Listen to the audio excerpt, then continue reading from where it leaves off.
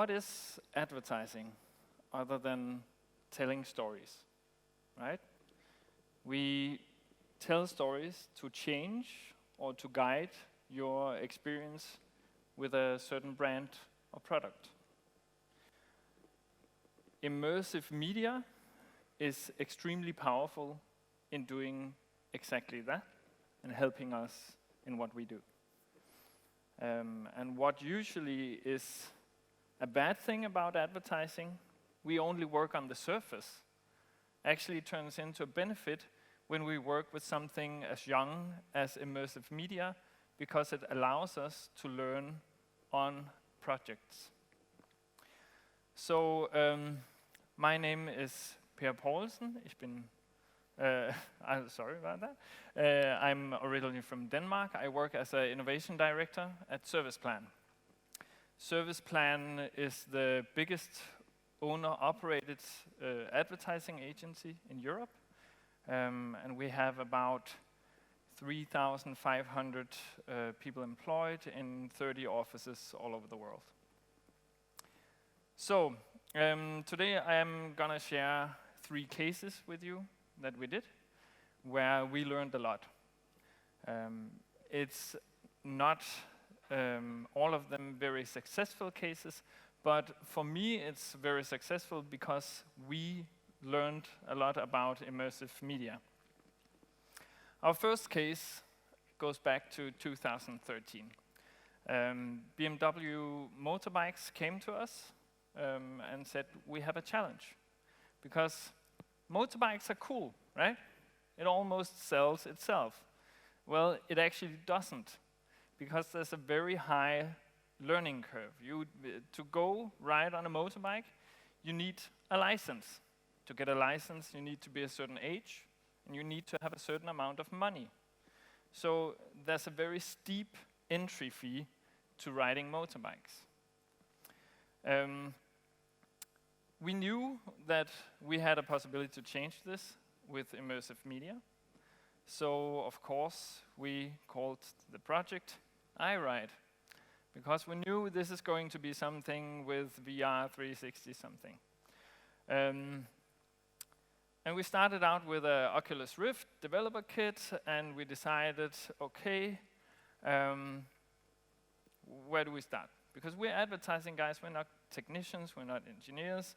We just wanted to do this funny little thing. Well, back in 2013, there was no infrastructure to help people like us. So we had to do what everyone else did at that time. We had to design a holder for 8 GoPros. We got it 3D printed. We spent 2 or 3 weeks on calculating how wide is the angle of the pictures, of the cameras, and how can we put all this together to work. Then we fitted in the cameras. We went to our location, we pressed play, and then we started riding around on motorbikes. And after a day, we had no clue what we had, because we couldn't have a preview. So we went back home to the garage, and then the whole post-production thing came along, and we thought, okay, so we have here raw material from 8 different cameras, which means we have 8 cameras that are out of sync. They have different color settings. We don't really know how to go around this, and we spent, again, a couple of weeks trying to stitch the pictures together and correct for the lens distortion. Then we had a picture. And then we realized we can't use the sound, because while we were riding on our motorbikes, we were yelling things like, oh yeah, now you take me over, and then we'll go riding here and take the left turn on the next thing, and we had radios and all. And that was, of course, on the sound. So we had to redo the sound in a studio. We chose originally to do this as a real video, because we thought games won't bring the real resolution. You won't really get the feeling. That might have been a mistake. Maybe we could have abstracted it somehow, but this is where we were. And it worked kind of okay. We tried it out. We got a motorbike. We put on the headset, pair of headphones, sat on the motorbike, and went for a ride in our iRide. And it was okay, but it wasn't really great. So we decided after one test ride each to continue this project. We weren't done yet. Our first big breakthrough was a very specific technical device. We called it the GSDR, or the Gaseous Substance Displacement Rig. You might know it under the name Dyson fan, which takes air from one place and moves it to another. And this was great for us, because when you're blind and deaf, and wind passes beyond you, you don't know if the wind moves or you move through the wind. And this gave the people the experience that they were moving through the air. And then we were closer to an experience. We also found this. This is called a sub-pack. It's a backpack made for musicians, for stage shows, or mixing in studios. It's basically a subwoofer without any sound. So translate the low-level music into vibration, which means when you take a motorcycle engine and feeds it into this, the sound of a motorcycle engine, you can actually feel the vibration of the engine in your body. And when we put these two together with our film and our headphones, we got an experience.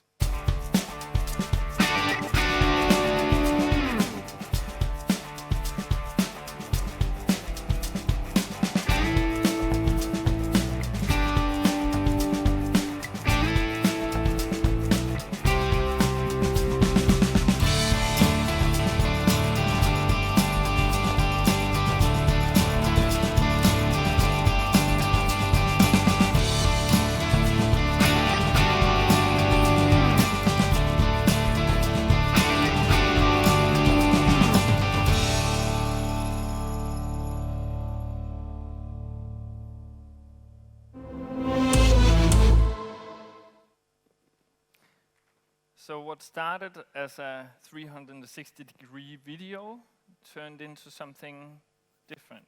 And as you saw in the video, we started with the Oculus developer kit, the first one.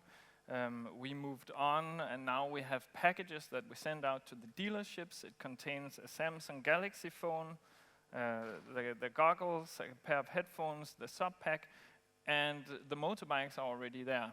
So this is actually a great product which is rolling out as we speak. What we learned through this project was very, very simple. More is more. The video and the sound, it was okay, but we needed this extra input to actually make it into an experience. And this, for us, back in 2013, was a revelation. So if you do 360-degree immersive content, if you use video, I urge you to try out to support this experience however you can.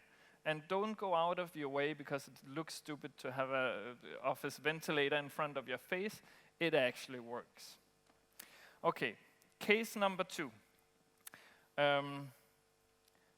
I'll just let the case movie talk for itself, and then I'll talk a little about it afterwards. Enjoy. The first ever BMW M2 Coupe embodies everything the brand stands for.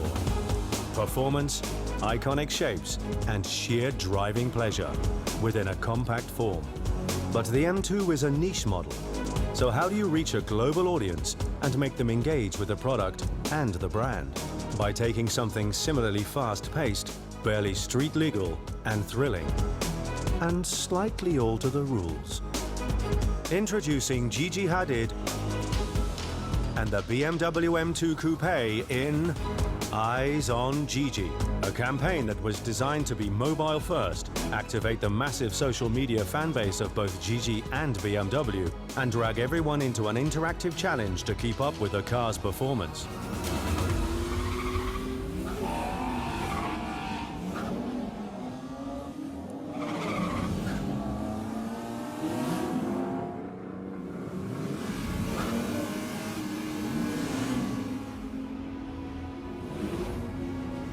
So, which one is she in?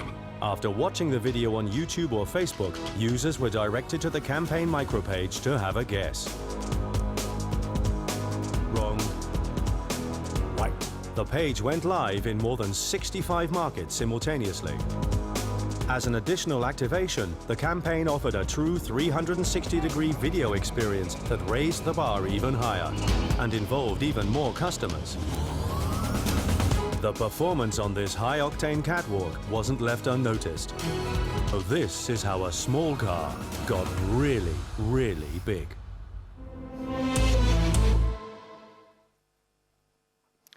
So I don't know if you can tell, but this project had a different scope and a completely different budget than the first one. The Gigi case taught us some things.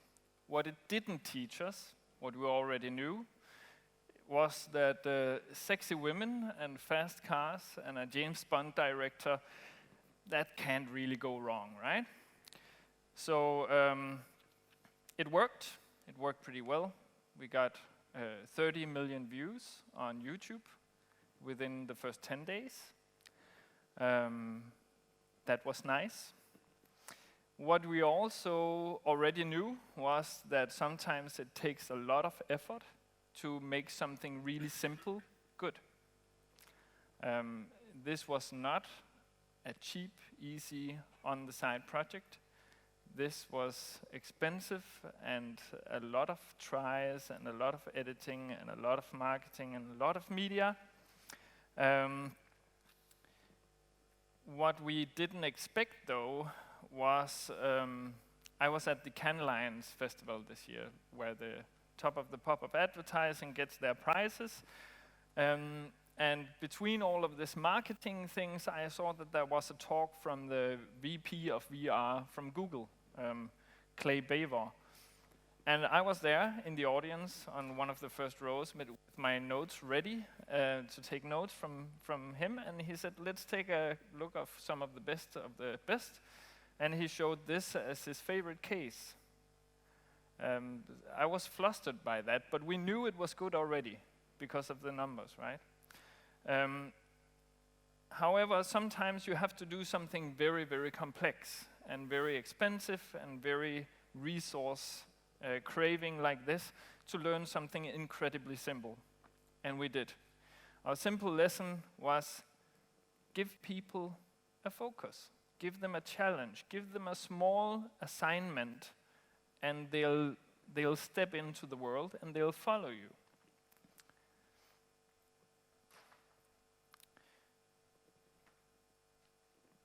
We talked a lot about this, the small ball under the 3 cups.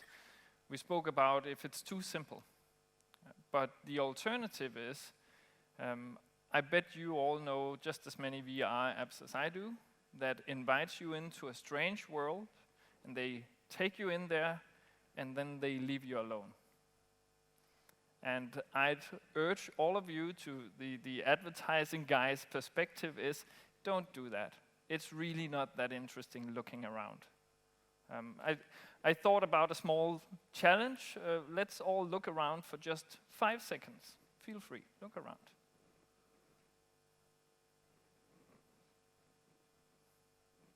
Five seconds is a long time. It's really hard. And this is what we offer people when we do static 360 VR. Okay, so our last small case here. This is, again, a completely different scope, a different budget. This is for Ammergauer Alpen. They are a region in the south of Bavaria. And the tourist guys came to us and said, okay, we want to do something with our region, and we want it to be immersive. And we said, okay, we can do that. Our only stipulation was that at some point we wanted to do something that you can only do in VR. Because there's so many things done in VR that could also be done as a film or as a website or whatever. And we came up with this small, nice concept actually. A young girl leaves home, that's the story, and her parents give her a small Google Cardboard and a cell phone on her way, so every time she gets homesick, she could go back home and see what is there. And we did a very nice project. We did a series of short scenes. We did one on a farm, we did one in a church, we did one on a roller coaster, everything good. But my favorite is a small part of a small scene that's just in a restaurant where she's eating a lunch with her dad. I'll show the clip to you without sound. The user interaction that we recorded from a pair of glasses is on the right side, and the static view is on the left side. And it's a very simple little thing. It doesn't take long. I'll just show it here. So they're eating, and he says, "Oh my God, who's that? I can't believe, why are they coming?" The user looks away, and the dad sees the fool, right? It's a very, very simple little gimmick. Our user was crying, she didn't like that. But it's a very, very little gimmick, but it wouldn't have the same impact if you did it on film. This is actually something I'm very proud of that we did. It's a stupid little thing, but it uses the format, uses the medium. And this is our learning. We need to use the medium. We need to do the things in VR that we can't do in film. Too often we do kind of films, but they are in VR because of the gag of it.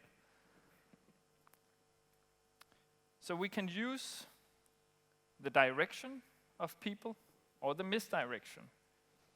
And this, I think, is one of the only mediums that can do that. You can mislead people in a film with plot, but you can't do it on this level. Whether this only works with that humor is to be concluded by someone else. We don't know yet. So this is where VR is at the moment, in my opinion. It's a funny little gag at an event or a trade fair. It's something that's nice to try out and funny to take pictures of when people do. And I think that that's good and bad. And really, we all know this is sold as VR, but it's actually just 360. But I don't think that's a problem. I think even with 360-degree immersive content, we have so many challenges to figure out how it works and when to use it and how to use it properly. So I think we need the time to learn before we get VR. I don't think that advertising will have a big impact on VR. I think advertising will help sell VR. I know we do it already with cases like Gigi. But I also know that virtual reality will change what advertising is or could be. It reminds me of the cinema of attractions, as it's called, right? Cinema of attraction is the reason why the blockbusters the last 20 years have got less and less plot, right? If you take a look at a film like Avengers, there's a plot, but the basic outline is there's some superheroes and there's some aliens and they have a battle and the superheroes win. That's about it, and it takes 2.5 hours. In the latest Jason Bourne movie, Matt Damon fills up 2 hours with 25 lines of dialogue. And again, this is not necessarily bad, it's not necessarily good, but it tells me something very specific. It tells me that we have places where we all go to, and we happily pay 8-10 euros not to think, but to feel. And I think this is a very, very good piece of news for VR or immersive content, because this is what immersive content allows you to feel. So I decided to stop my talk not with a conclusion, but with a bunch of questions. How might we allow people to experience what a brand feels like? How can we translate this brand DNA that a company has into something that you experience, that you go into, that you want to go into? I want to specifically make a strong point on this. I am very aware that no one in the world wants to watch ads. I think immersive content could change that. And I think that's very interesting. How can we use immersion to enhance the impact? Not the impact of a product or a business, but the impact feeling. How can we make it come alive? How can we challenge and activate the people who interact with us? And how can we use immersive content? How can we start dialogues immersively? What can we add on top? What didn't we think of? I think The Void is doing beautiful work in this. And I think there's many more questions to be thought about and to be solved by people like you and me. So if you have any even more interesting questions or answers to some of my questions, please come and talk to me. Thank you very much.